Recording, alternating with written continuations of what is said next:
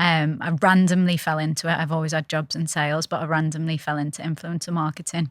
And initially it was actually more of a full service agency rather than, just influencers. We were managing actors and singers and anyone, but running their full diary, as in like sending them to TV castings or booking their trains or booking their hotels. That was how I originally got into it.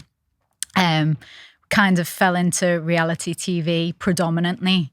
And then that's when influencer marketing started actually becoming a thing. And when did it start becoming a thing, just in terms of time? I think I was around 24, so it must be about 8 years ago now, 8 to 9 years. Right. And when I first started working in influencer marketing, there was no kind of actual payment. It was just you get free stuff in exchange for promotion. But the brands were getting this huge return investment that no one had ever seen in their life. So like it was all on Twitter at the time, even pre-Instagram really. Instagram was just coming about, but it was all done on Twitter. So like a brand would send someone a dress and then someone would wear that dress on the red carpet, post it on their Twitter page, and then that website would end up with like 100 grand worth of sales on instantly. So it was like return investment, like insane that you've never seen. So straight away, obviously we're like, okay, we're going to monetize that. And my business, which I was a part of, was only a startup in itself. I was like the third person in.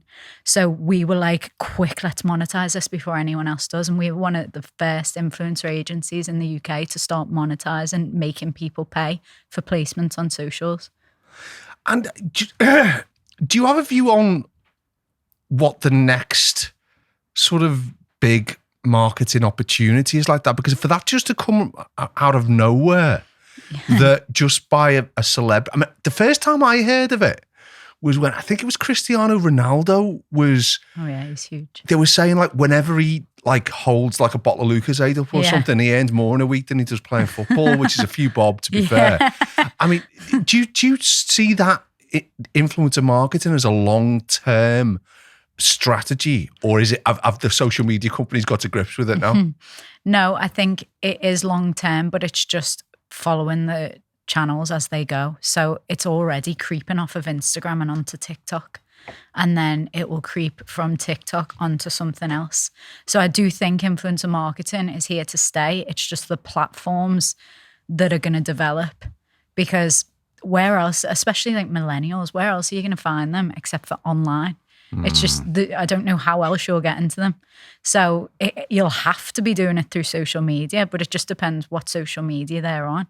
Because the younger generation now, like my age, I'm 32, so you probably find me on like Instagram, maybe Facebook, but like these 20-year-olds and below, they're all on TikTok.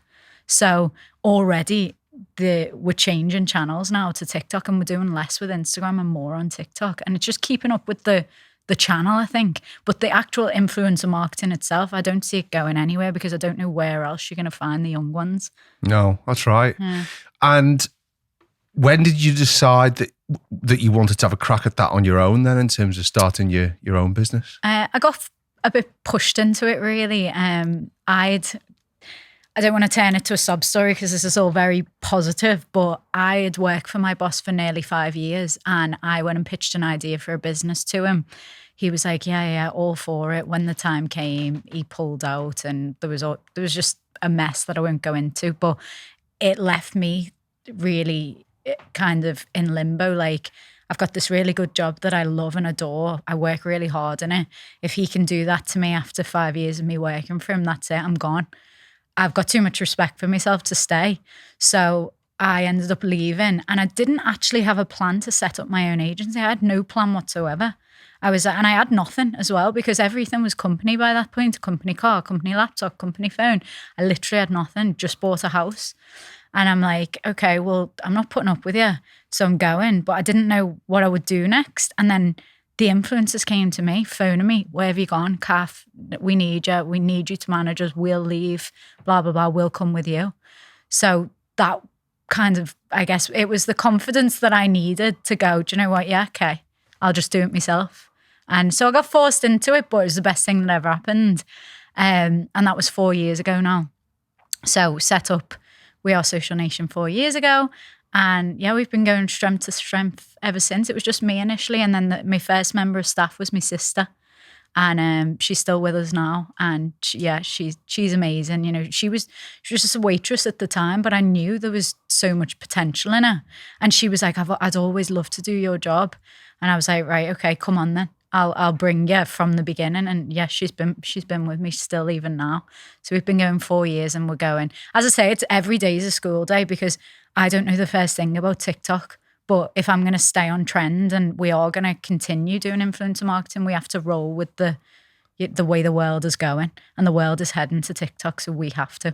Is the world heading to TikTok because they're a bit more lenient on the algorithm police? Just because these days on Instagram, and I was mentioning here that I talk about these things as if I'm like an absolute veteran of social media. Before I did the podcast, I didn't have an Instagram account. But anyway, I find that the only thing which works on Instagram is Reels. Whereas TikTok, I think the general perception I get is that it's more easy to scale your content. Yeah. I do think that I wouldn't have a clue how the TikTok algorithm works. I really just don't know. But I do think it's easier to go viral on there because things will just pick up and it's like a roller coaster and it just erupts. It's like really fast pace.